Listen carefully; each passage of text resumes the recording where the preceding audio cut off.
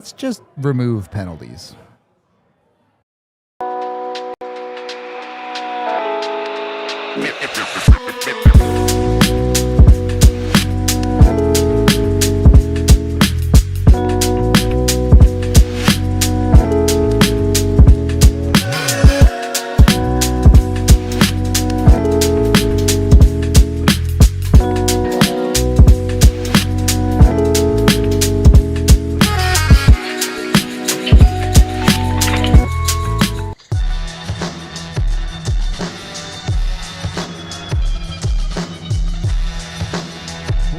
Welcome into the DNVR Avalanche post-game show live from the Toyota Lounge, powered by your Front Range Toyota dealerships in the Winners Lounge and presented by Bet365.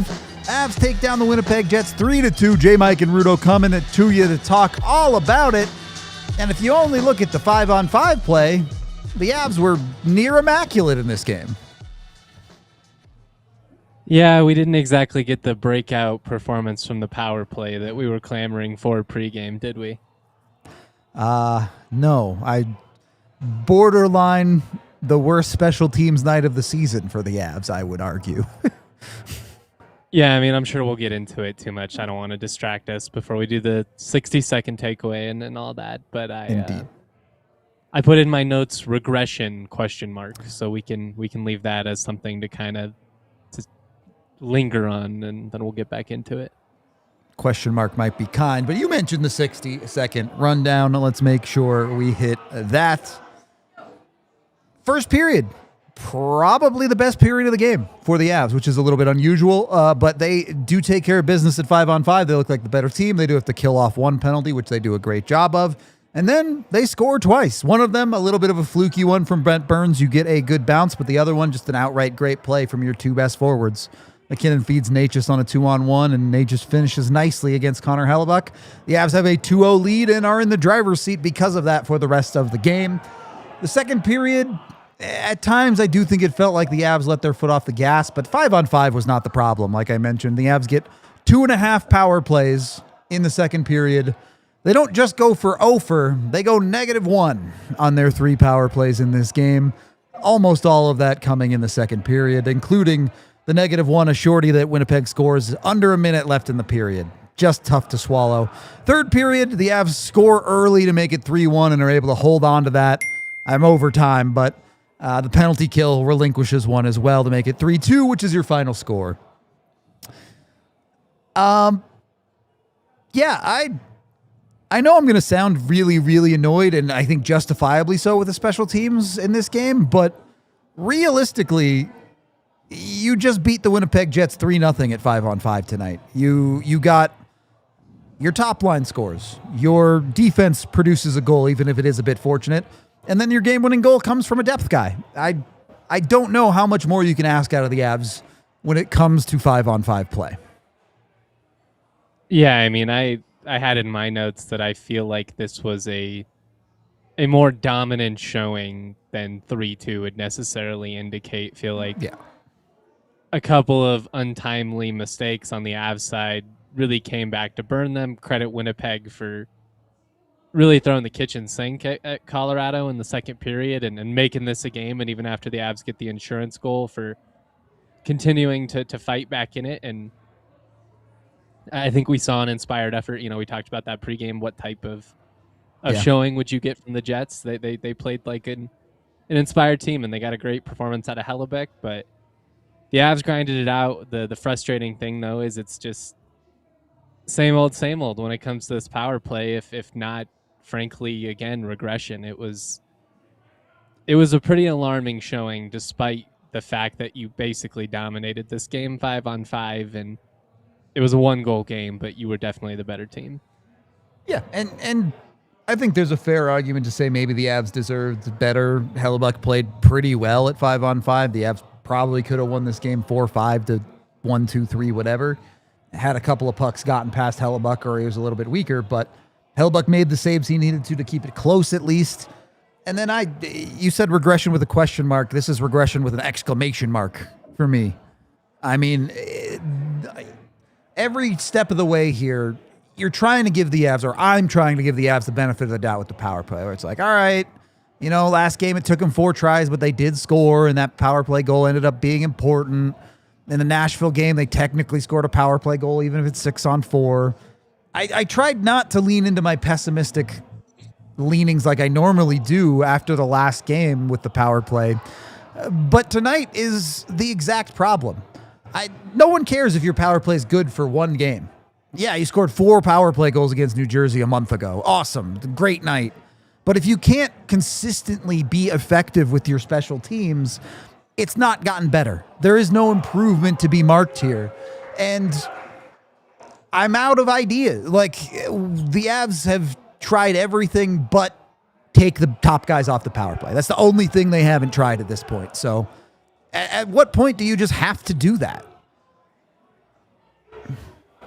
I don't know if you can, is the tough part of how do you balance that emotionally in the locker room of the statement that it would be to take those top guys off. I mean, do you think McKinnon is mature enough at this stage of his career that would be something that he would be able to roll with and respond? Or is that the type of thing that potentially, I know you're really trying to create a spark, and this really could be the pitfall of the Avs in the end. So I understand the urgency of needing to solve this, but I just fear that could potentially create more problems than it would be worth in the end. I don't know. Like, where are you at with that? Like, I guess at some point the results are the results and you have to try something else, but I don't know. I don't know how you balance that emotionally from a coaching standpoint.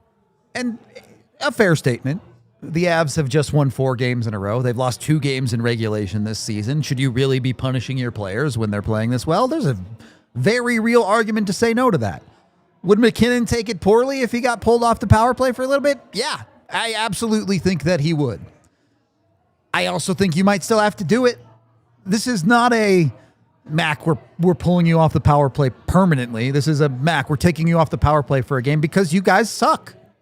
You guys are horrible on the power play. You just had a game where you guys went -1 for 3. And none of them were particularly dangerous. You had maybe 1 real dangerous chance on all 3 of those power plays. It's not good enough. I get it. It's just, it feels like a tightrope act. And it's absurd that we're even in this position, right? Like, the Avs continue to roll. This continues to be a persistent issue. And we're talking about the possibility of taking a guy off who's going to score 60 goals. I think he's going to score 70. And we're talking about taking him off the power play. This whole and how situation many of those really are going to be on the logic. power play, though? Like, I know, it breaks my brain that that this is a hypothetical scenario that we were talking about, and it's not even out of the realm of possibility. This isn't some like crazy thing we're concocting. I mean, the power play is a mess. It's an absolute mess. And the one thing that you kind of were able to have some pride in, or at least feel better about, I guess is what I'm trying to say, was the PK, which had been pretty effective for a lot of the season. And when you have a power play that's completely absent and you also struggle on the PK, like, that is potentially how we start to see the Avs, drop some of these games that have gone their way over the first half of the season. Yeah. And I don't even think it's the PK's fault. The breakdown on the goal against was really bad. Coverage horrible, puck management horrible, bad penalty kill. But the Avs have put themselves in a situation where if their PK is anything less than perfect, they lose the special teams battle. Special teams. Yeah. And that's not reality. I know the Avs have had the best PK in the league. It turns out when teams have an extra guy, they're supposed to score sometimes. Like, other teams do it. I know we can't seem to figure it out, but I do know that it is possible. I've seen it with my eyes. I've watched it happen tonight. And so, yeah, a little bit of regression from the PK, I think, is somewhat expected, and it's not even that big of a deal. It's the power play that needs to figure it out and step up and help a little bit more, and certainly not give up shorthanded goals. A bad power play is one thing. That's the big one. Yeah. What's Phil doing there, man? Dude, he's asleep. I have no excuse for him. I know Evan, shout out Evan Rowell, tweeted about it. Apparently he had been on the ice for like over 2 minutes at that point, which, like, Okay, Heavy you're legs, tired, sure, but like I don't know if he was just on the moon or he just lost sight of the puck and wasn't sure where it went, but he's just asleep at the blue line and watches a guy skate right by him. I mean, that's bad. And if the thing is, oh, well, he's been on the ice for so long, get off. You can get off the ice at any time. Cale does it all the time on the power play where he feels like he's out of gas, just skates to the bench and Devon Taves comes on. So I don't know what happened there, but not Cale's best for sure. It's going to happen. It was just one of those scenarios where you're sitting there watching it, and I'm like, what was he even trying to accomplish in that situation? Yeah, he was nothing. He was doing nothing there. I really don't have an answer for it. The thing is, yeah, I'm upset with the Avs special teams tonight. But if you can take special teams and put that into a little box and have it be your anger box over here, the rest of the game I loved. The Avs were awesome for significant portions of this game. And it's not a super high event game. The Avs didn't really put down the hammer and put 40 shots on a team like they're capable of, but they held Winnipeg to 22 shots while the Avs led for pretty much the entire game. Whatever, the first 7 minutes or whatever, they weren't leading, but the Avs played from ahead in an intelligent way, at least at 5-on-5, and took care of business. It's not pure domination, but it's the way to grind out wins long-term in the NHL. Yeah, I mean, the game was never really in question. You had a nice push there from Winnipeg, which is to be expected, especially after they pull within one. But yep. I feel like the response was great from the Avs. This game got pretty chippy there, and I'm sure we'll talk more about Manson at some point. We will, yeah. I love the smoke that guy brings. AJ, I think, quote tweeted me, said he's the smoke monster from Lost, from which I thought was hilarious. Yeah. But I think you got a lot of quality play from a lot of different guys tonight. I mean, Parker Kelly, you look at some of the plus-minus numbers, I think he's +2. Josh Manson was +3. Like, there was just a lot of guys that I think had pretty solid showings. Yeah, just to run down some of the advanced statistics, not a single player on the Avs was below even on possession metrics. 50% Corsi 4 was the worst Av at 5-on-5. Up towards the top, you have a bunch of guys well over 60, including Sam Girard. His pairing ended up being solid tonight. And then the third line, absolutely excellent tonight when it comes to their possession game. Brindley Olofsson up there at the top. Thought they all played very well, even if they didn't produce the points.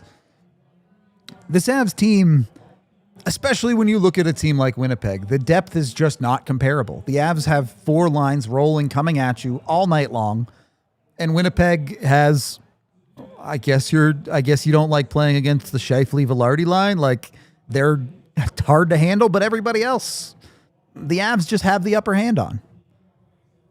Yeah, I mean, Scheifele makes me hold my breath a little bit when he gets going there in the zone, and he's really good goal scorer. But I think what makes this Avs team so relentless is, I mean, like that Brent Burns goal is kind of the perfect example, right? It's just a veteran player putting the puck on net.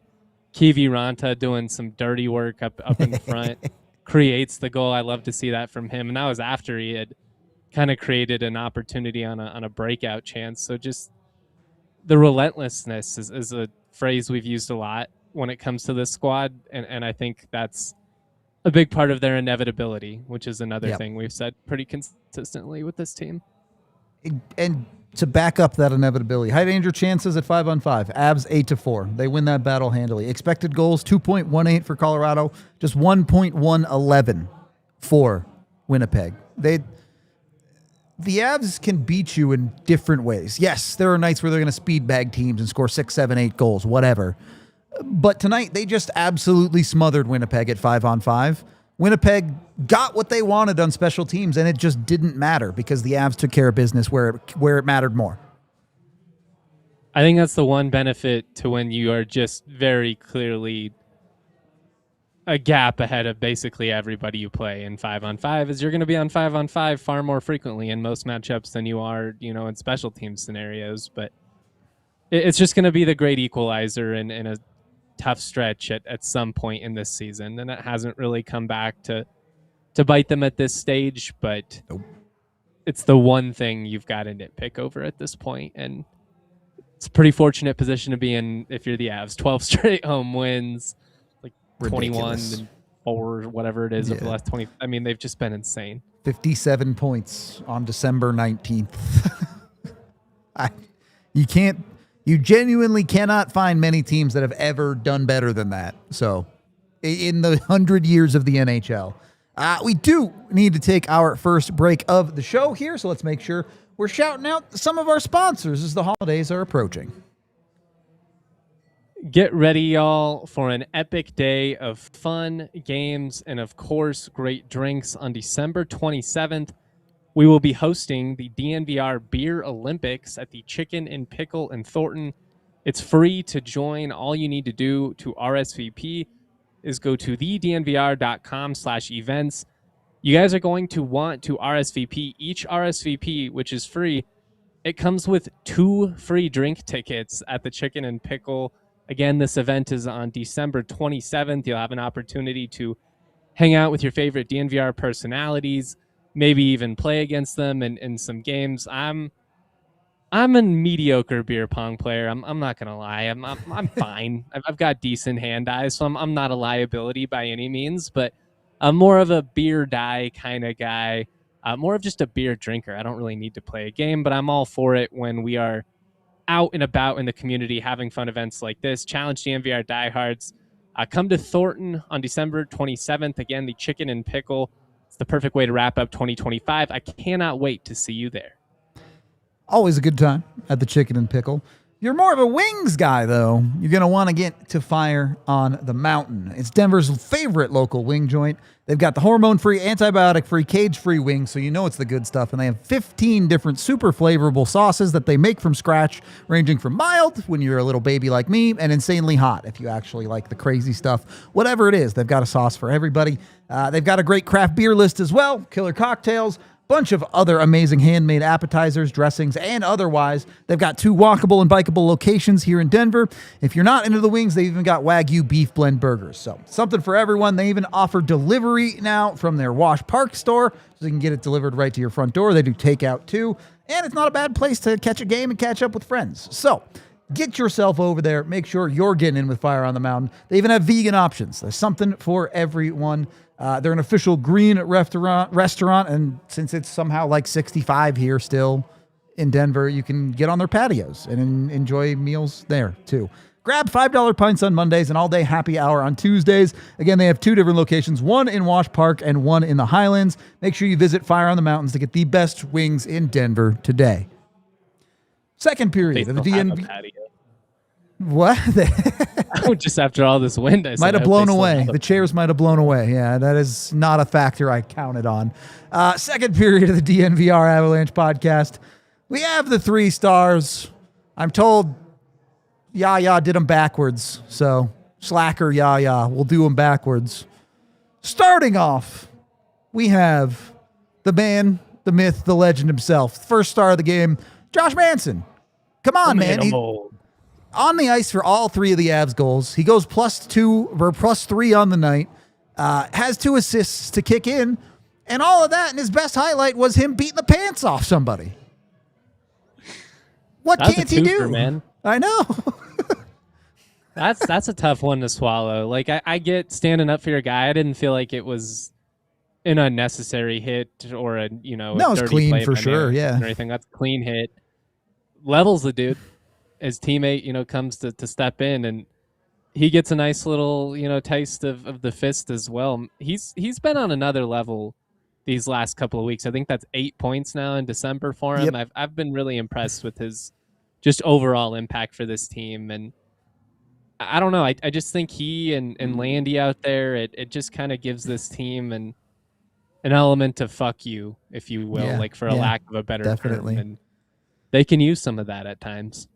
It's for Manson, especially, heading into December, it felt like the Manson-Burns pairing was playing maybe their worst hockey of the season for the Avs. The Avs are winning anyway because they can just afford that, and it's ridiculous. But after a bit of a downturn, a handful of poor games from that pairing, Manson has turned up the wick and is playing some of his best hockey of the year, like you mentioned, with the 8 assists. But this is now multiple games in a row where, the Marchment thing technically wasn't a fight, but really it was basically a fight if Marchment didn't run away. And then you have a real proper fight tonight, which he absolutely clobbers the guy. And for one, if you're going over to fight Josh Manson, like, be ready. Manson turns around and was like, oh, we're fighting? Okay. And just starts punching that dude. And he was not prepared. So yeah, maybe, guard your head a little bit, watch yourself out there. But this is exactly the version of Josh Manson that you get when he's at his best. And no real notes beyond that. No complaints. It's good stuff from Josh. I love it. Second star of this game goes to Scott Wedgewood. And I don't know that Wedgewood had a huge workload or anything, but he did the thing where when tasked with making saves, he made a couple of big ones. He did what he needed to do. And again, at 5-on-5, none given up. The goals he gives up are on a power play, which happens sometimes, and a shorthanded breakaway. You can't put either of the goals on him. He goes out, does the job, and frankly, outduels Connor Hellebuck. So, Wedgie for Vezina, I guess. Wedgie for Team Canada, Wedgie for Vezina. Give him all the accolades. It's been such a cool story. And I mean, the nice thing, if you're him, is even the one puck that kind of got away from him in the crease, Devontae's makes a great defensive play. True. I mean, again, the depth of this team and the kind of the connectedness of how they kind of elevate each other. It's cool to see. And I mean, Wedgewood, we've complimented the dude for 3 months straight at this point, but it's, you keep waiting for Cinderella's, carriage right. to turn back into a pumpkin, right? And so far, man, that thing's still sparkling. We're still rolling around town. He's big pimping out there. It's been cool to see. It's fun time to watch. The Avs have two goalies that they completely trust, and I hate that we keep comparing them to the 22 team, but that's something they haven't had since 22. Your goalies have been question marks for the last 3 years, and now they're not. They make the 3 stars regularly, and you love to see it. Third star, I went with Parker Kelly. J-Mike, you mentioned the depth. The game-winning goal comes from your depth. Yeah, I know it's initially a shot from out high, but Kelly's the one to get the tip on it, and it's the reason the Avs have a bit of an easier time in this game. Yeah, you can be frustrated that the Avs needed that goal at all because special teams let them down, but ultimately, how many teams can leave a game saying, hey, one of our fourth line guys just won the game for us? Like, I know it's not as straightforward as that, but it feels like the Avs get that conversation somewhat regularly.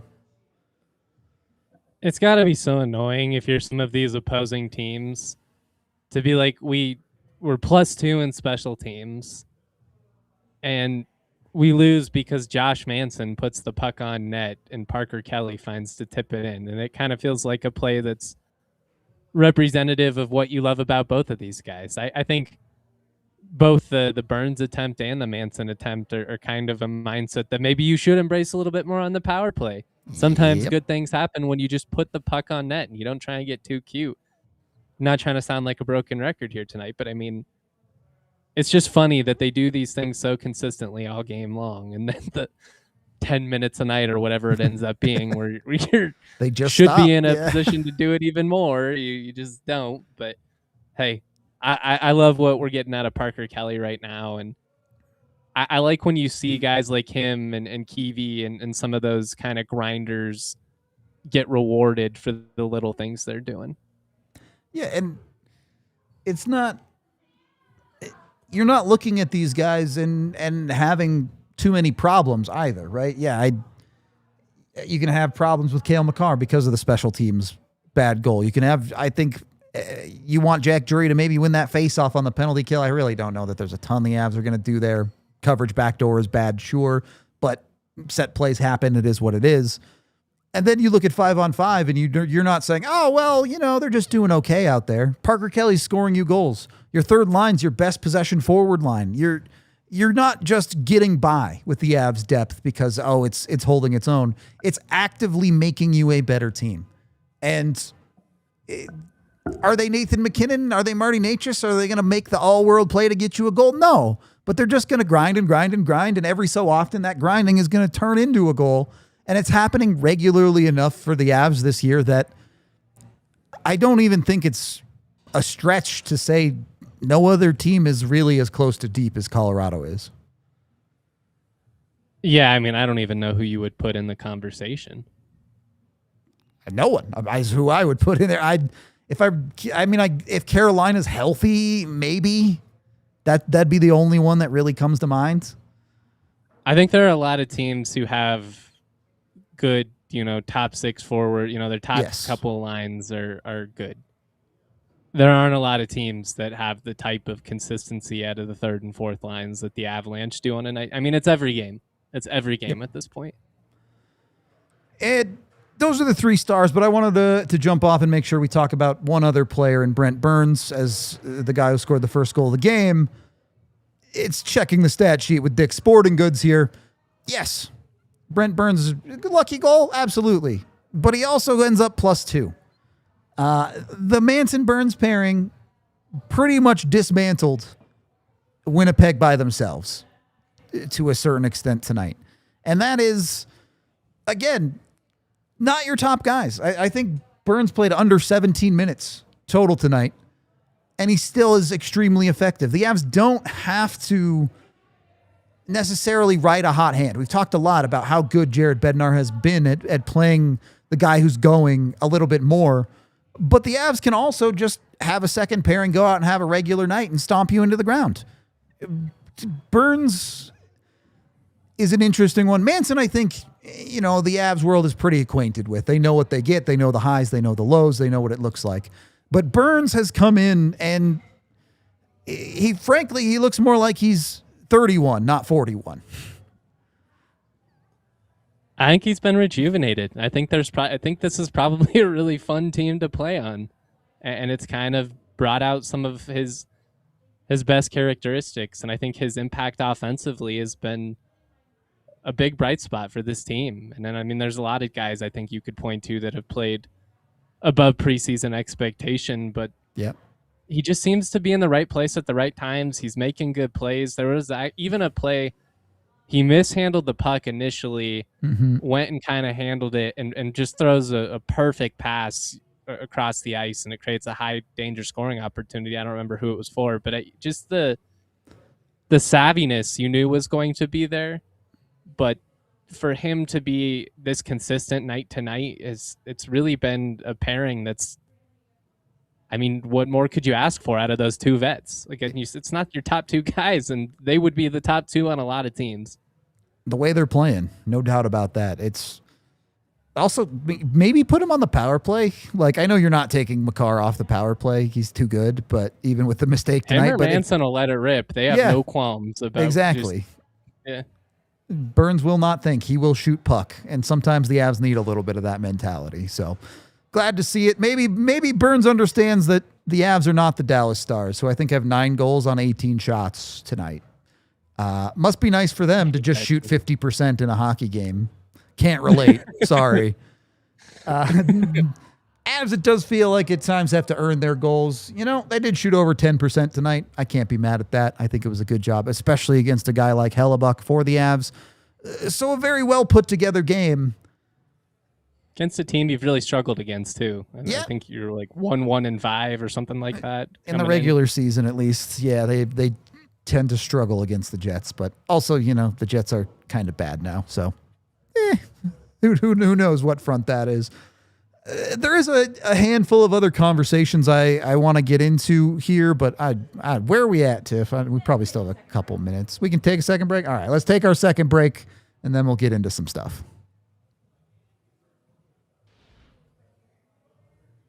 All right, the holiday season is coming up. I have got the perfect holiday gift.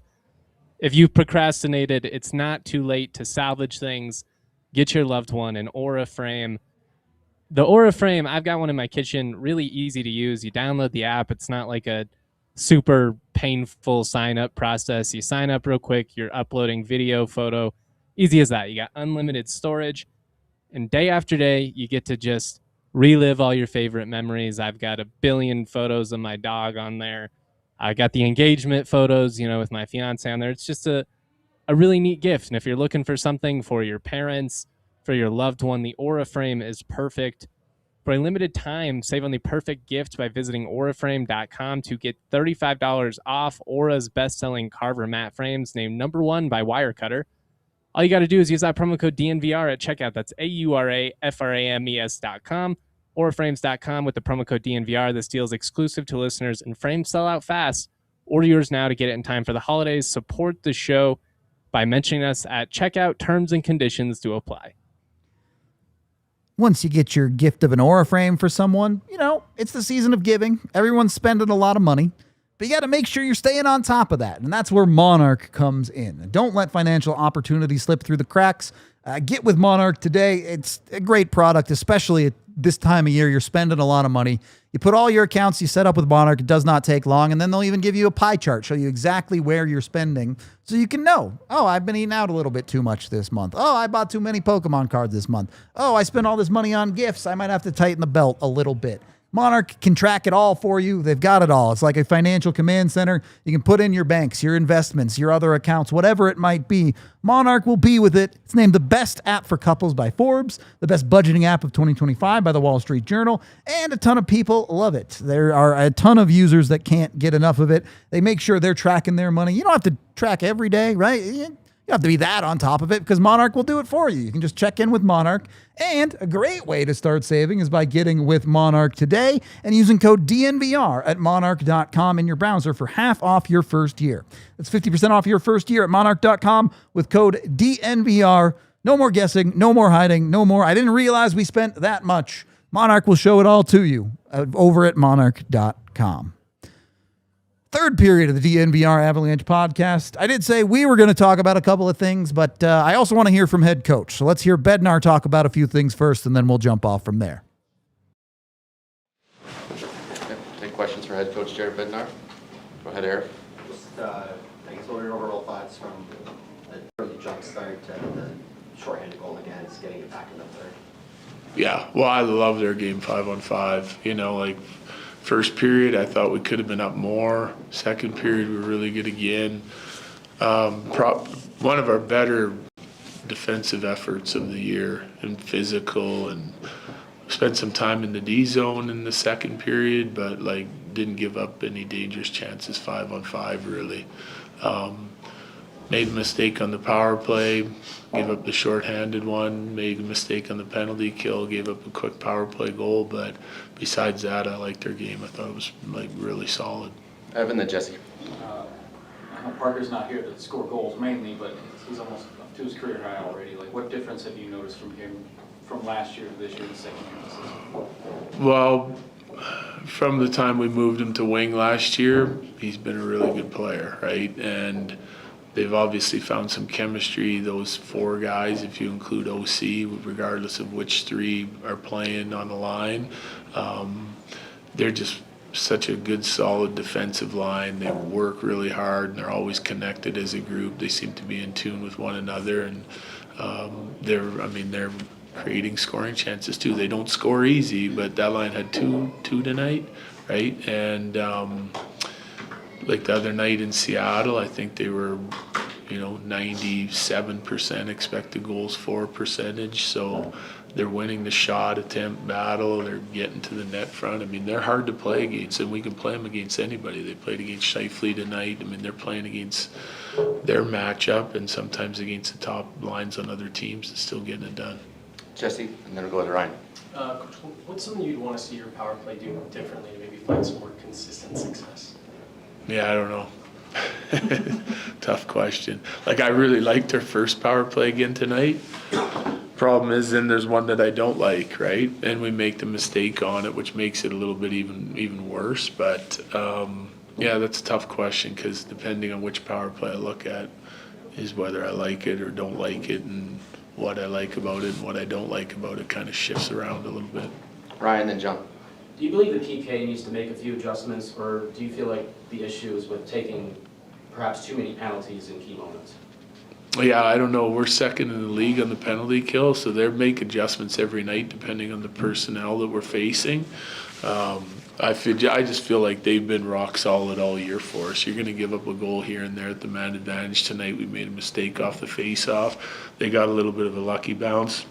to get it into the middle guy, and then they execute on the next play. So it's going to happen. You're hoping that when you make a big mistake like that your goalie comes up with a save, and they've been really good in that area. That one was pretty tough to come up with. Obviously, he's alone on the back door. So, but overall, I feel like the PK has been dialed right in.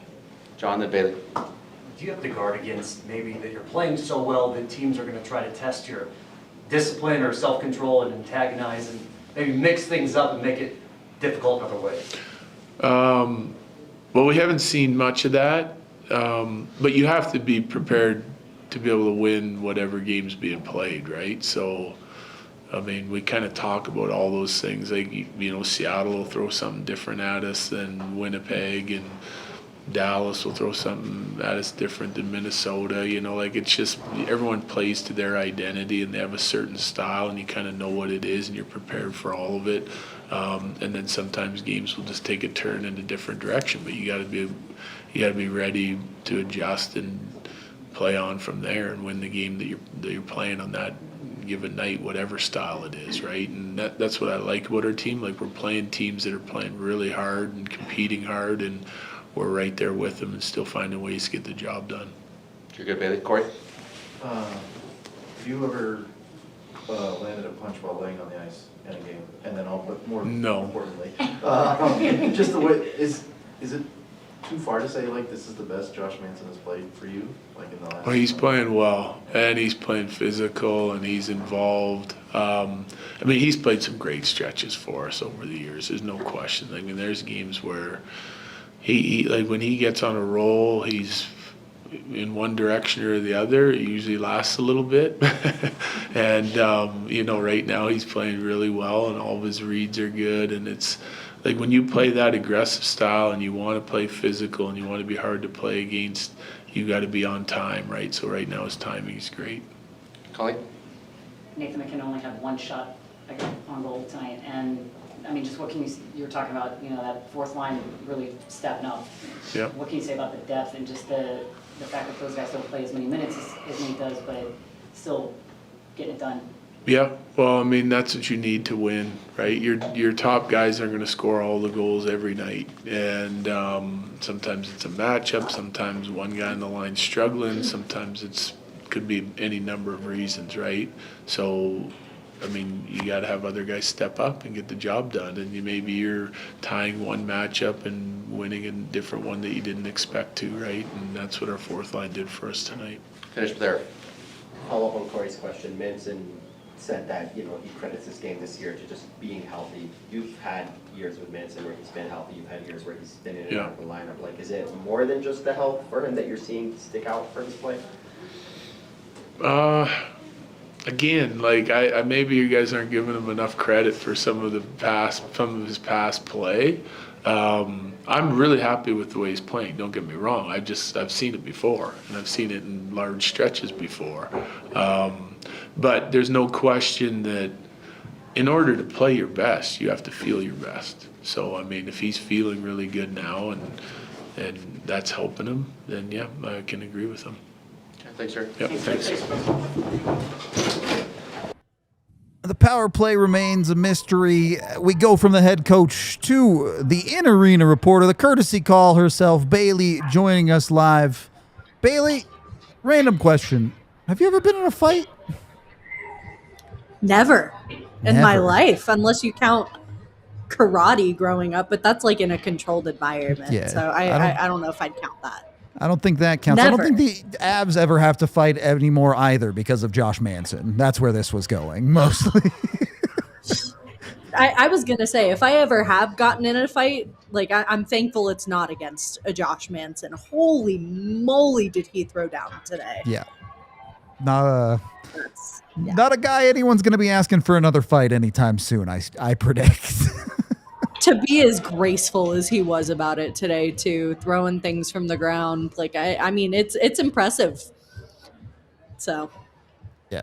I think if I tried to throw a punch on skates, I'd fall over immediately. So I envy that. More than just that from Josh, though. Is there... We gave him first star tonight.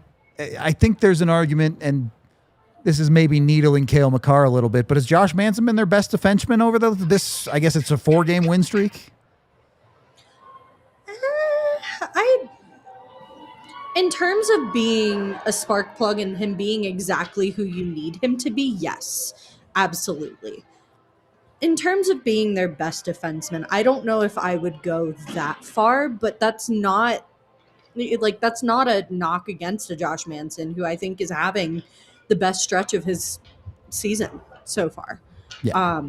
I mean, he's doing all of the right things. He's getting in all of the right places. He's winning board battles. He's adding grit and bruising where it needs to be added. I mean, this game, it seemed like he, for the most part, had everything he needed to under control. And he's spearheading a lot of that emotional control that's kind of going up and down as this game goes through. The grit, the chippiness starts to set in a little bit. And there Josh Manson is exactly where you need him. So like that's, I think, a really important trait that, I mean, you guys just heard Bednar say it, is a little bit of an underrated part of his game that he really adds. And honestly, like, I mean, tonight especially, like, he's driving some offense as well too. So like there's those opportunities to sit and look at Josh Manson under a bigger microscope and say like he's doing really good things for this team right now. We need like a better, like, Manimal's a great nickname, but we need a better way to classify his impact, because like enforcer in a traditional sense is it's like an oversimplification of what he brings to the table. With what Bailey's talking about there, like he's a far better overall hockey player than that, but it does feel like he's kind of the one who serves justice, if you will. Like I don't know, like the judges would be lame. Like the Manimal already is cool, but he needs something like that. That like he can be a talented Manimal. That could still be a fun nickname. I like it. My nicknames are horrible. We'll end up with Juice Lord again or something, so I'll refrain from coming up with an option. Hey, it's stuck. The people spoke, and it's stuck. Chat, talking a lot about Landeskog. First of all, chat, get us to 100 likes here. What are we doing? Come on. We can make it to 100. I want to do winner shots. Straight home wins. We're having to beg for likes now. I'm saying, get it together. Chat asking a ton about Gabe Landeskog, talking about his end of the game. And I think we've seen this over a couple of games recently now where it almost feels like Landy has become the closer, the trusted guy when you have a 1-goal lead to go out there. Tonight, he pins that puck in the offensive zone for what felt like an eternity to just kill clock.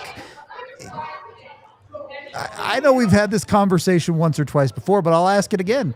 Is he all the way back? I would say this is about as back as Gabe Landeskog could get without, going on a giant heater. I mean, this is exactly what you want from your captain. And even outside of this too, like the full 60, you see a Gabe Landeskog who is fully invested in this game, not just as the hockey player, but as a person too. You see him getting frustrated when things maybe aren't going the way that they should for his team. And that's classic Gabe Landeskog. So knowing that you have that version of him back, we talk about spark plugs all the time. We talk about guys kind of stepping it up and being that piece to kind of shake momentum and get things going. And I feel like on any given night, that usually can be a Gabe Landeskog who is always standing up for his guys, always having conversations with the refs, always doing what he needs to do as captain on the ice. Like that's the Gabe Landeskog effect. It's what he does. So if that's as back as that's going to get, consider me pleased, especially in a game like this. Yes. What are your thoughts on the second line as a whole? Because it feels like they kind of deserved a goal tonight. There were a couple different opportunities that I felt like, especially at Brock Nelson, was kind of robbed tonight. And I look specifically to the second period as well, where Connor Hellebuck was just an incredible force out on the ice. It felt like there were a lot of opportunities that maybe should have gone the Avs' way. And Connor Hellebuck's out there doing Connor Hellebuck things, and there's really nothing you can do about that. I personally really loved how the second line performed tonight.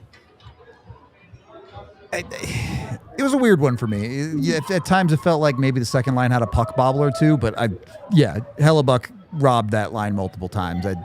That's part of the deal And you look at that, Avs score first, Avs score second in this game. How important is that, especially against a team that has a Connor Hellebuyck, a guy that you know you're probably not going to get a couple to go tonight. You might have to scrap and claw to play from ahead against a player like that. Should the Avs look to do that more? I know they're always trying to score first, but it felt like there was a little extra oomph tonight. How do the Avs consistently do that? I guess I got to my question finally. Jeez. I think the biggest piece of that is depth, and knowing that you can expect your top guys to perform. I mean, you get a goal out of a Martin Necas tonight. You get that. I mean, that was a beautiful connection from that top line. So, yeah. I mean, they get going, but you also see a Parker Kelly get on the board too. And I think that's really, really important in a game like tonight where you can get that contribution up and down the lineup. Your entire lineup, for the most part, contributes tonight. I look at a Brent Burns as well. Yep. You get your blue line on the board. Yoel Kiviranta with his second assist of the game or of the season. Like those are kind of huge contributions that really matter in a game like this, where you're maybe trying to hold on to your lead for dear life, and they're making it, getting that contribution from them to at least hold on to it and make sure that that's what you're getting. But those early goals too, like again, that early goal from a Parker Kelly early in the second. Oh, well, those are things that set momentum. Yeah, we're back. We're good. There we go. No, those are the kinds of things when you get your top line scoring the way that you do and get those two early goals in the first, you get that early goal in the second. Those are the kinds of things that set momentum. And that's what you look for.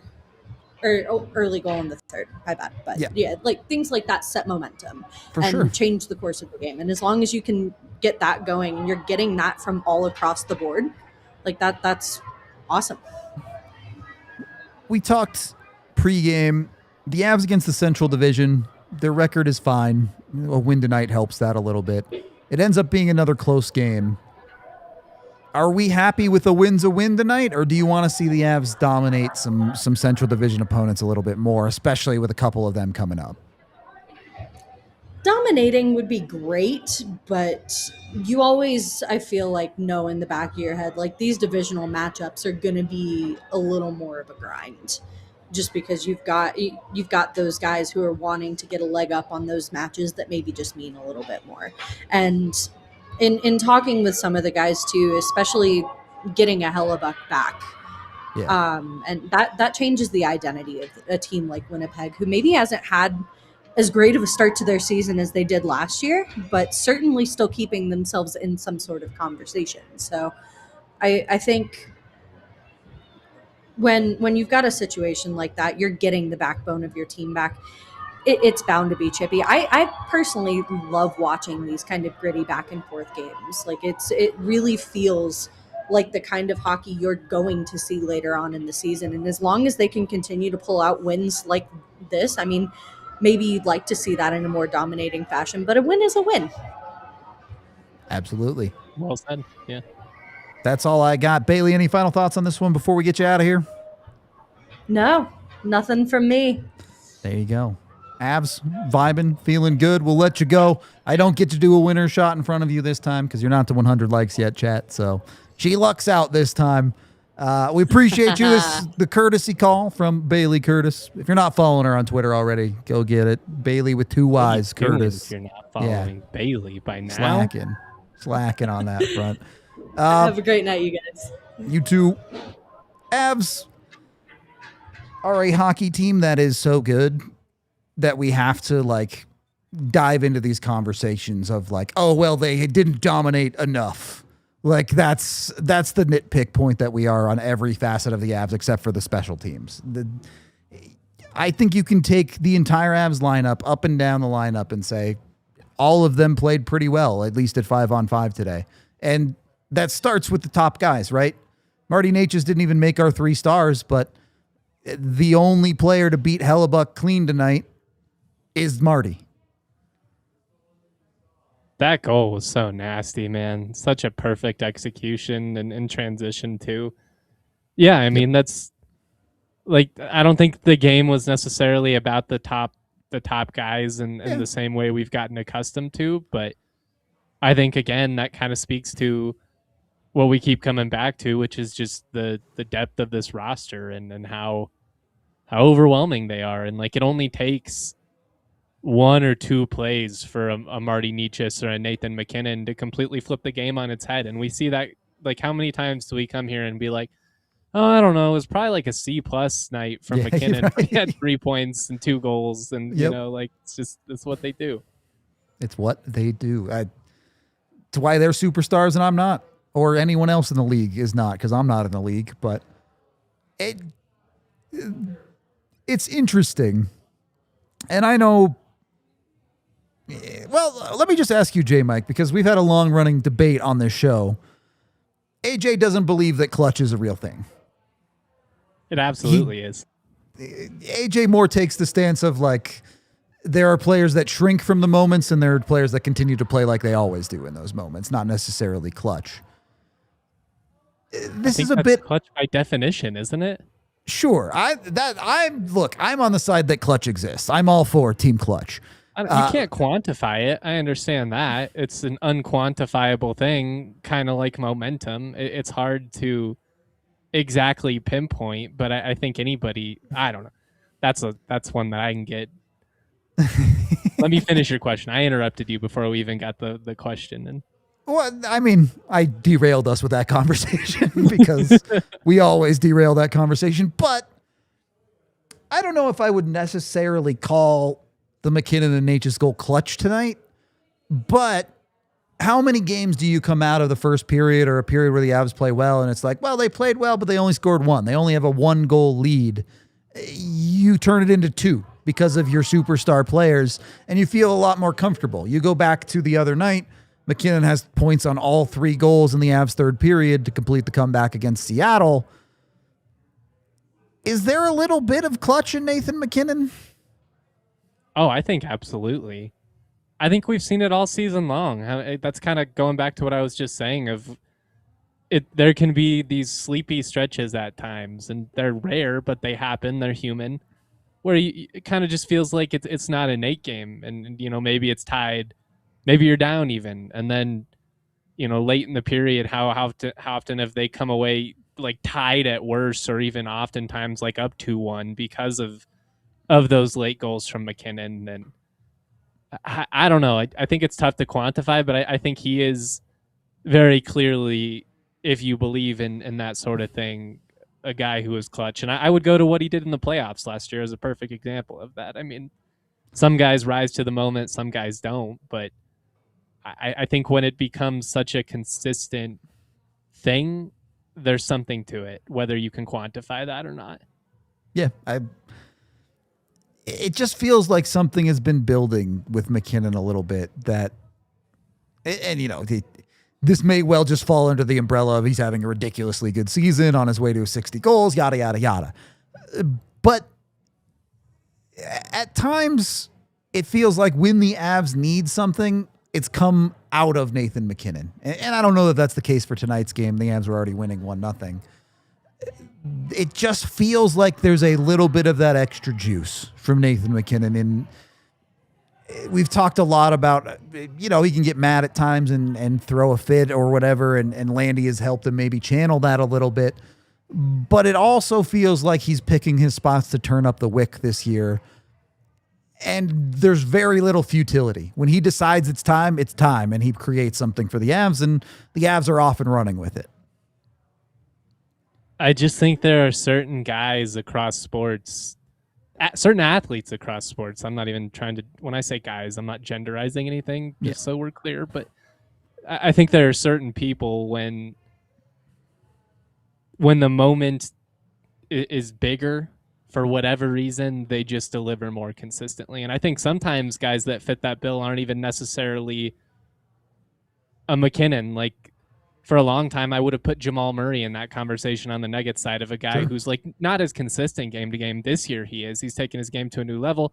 Written about that a billion times in the newsletter. A little self-plug. Go subscribe.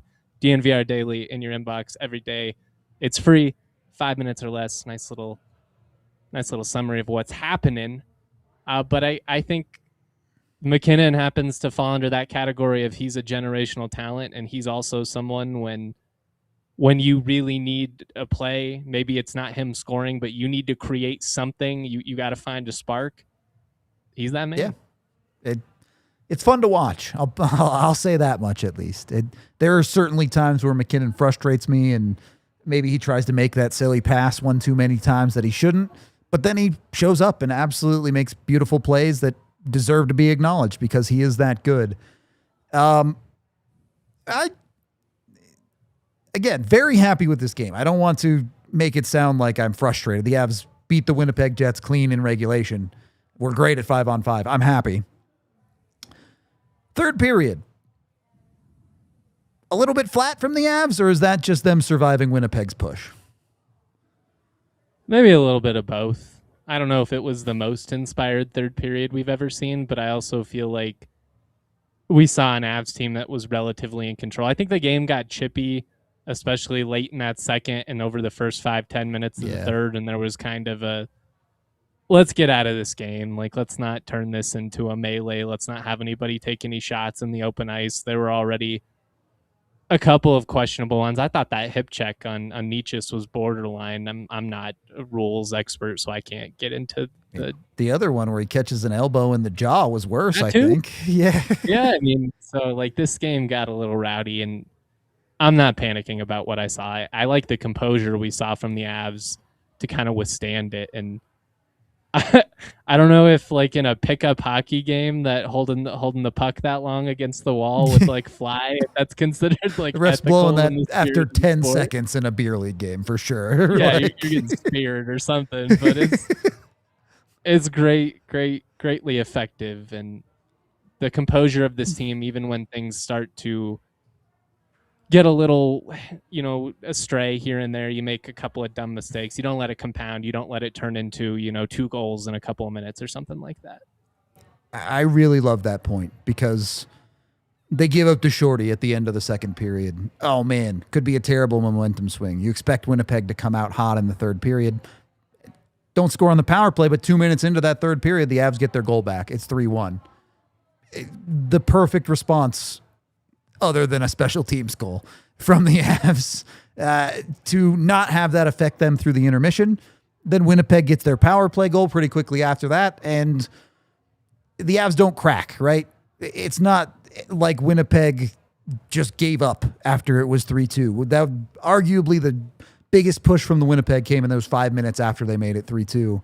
And did the Avs play great and dominate the puck and make them look like they were no contest? No, but they did enough to make sure that Winnipeg didn't actually properly get themselves back into the game.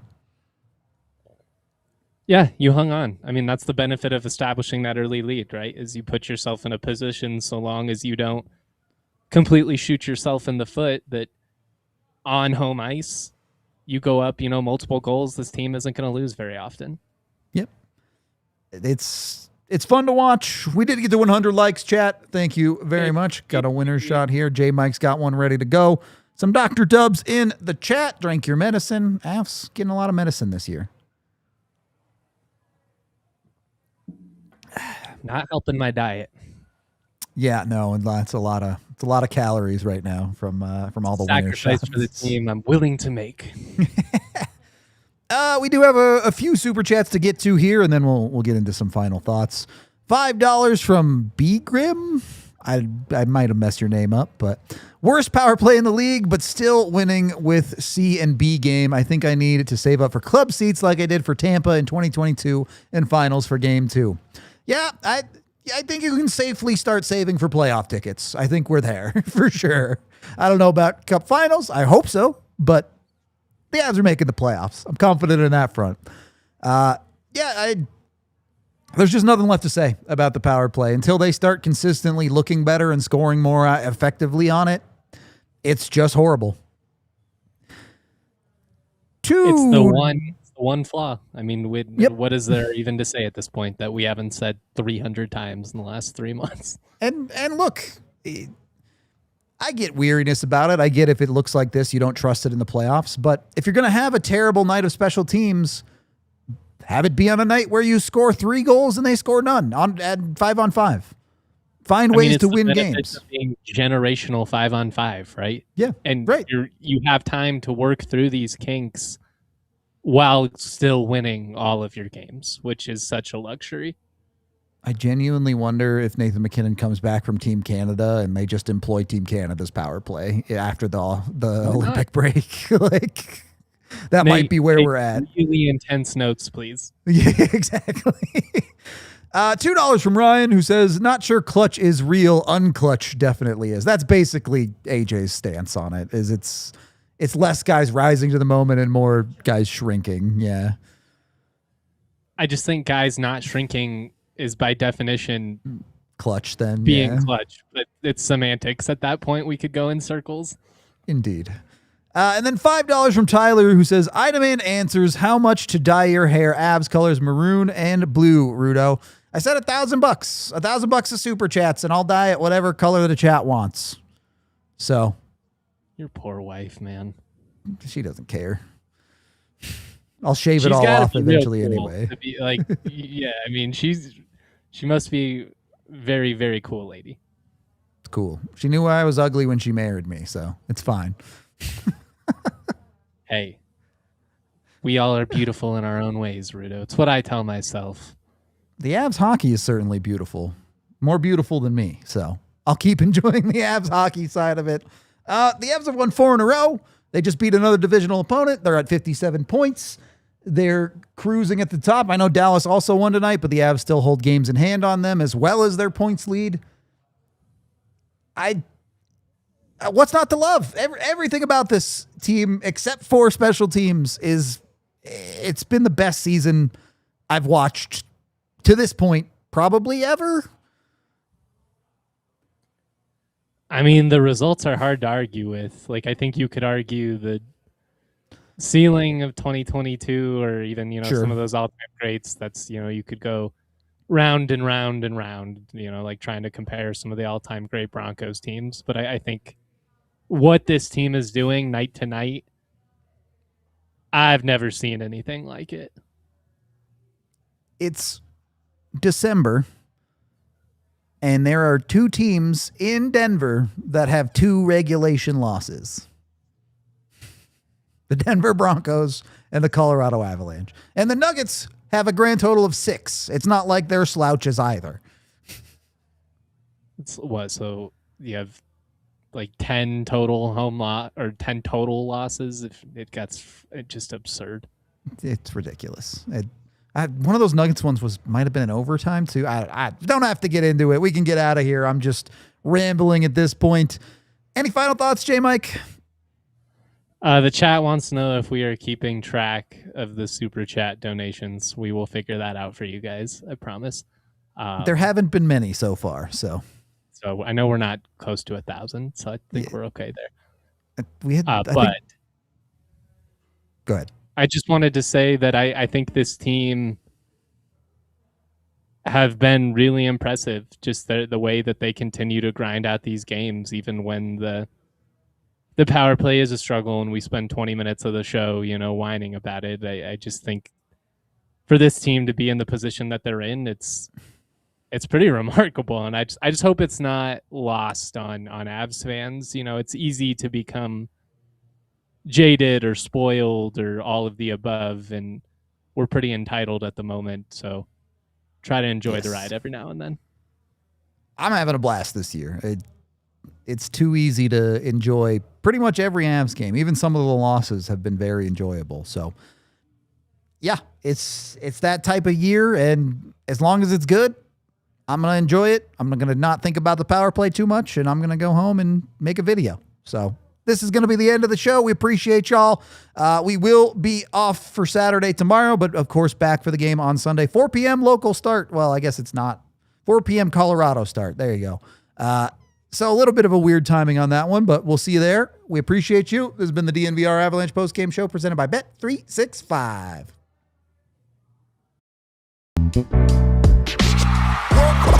We all silly like the mayor.